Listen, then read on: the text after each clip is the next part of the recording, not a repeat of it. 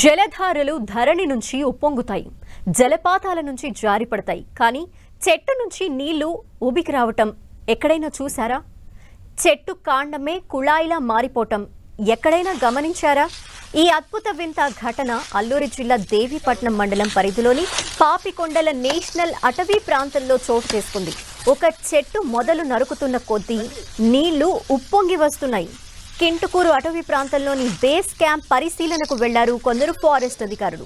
ఓ నల్లమద్ది చెట్టు నుంచి చుక్కలు చుక్కలుగా నీళ్లు రావటం గమనించారు.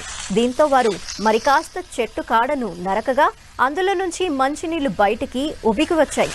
చెట్టు నుంచి సుమారు 20 లీటర్ల వరకు నీరు వస్తుందని అటవీ శాఖ సిబ్బంది తెలిపారు.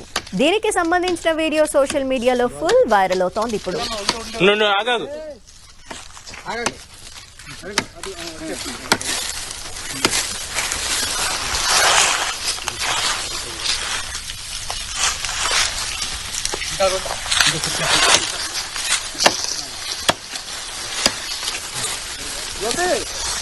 రండి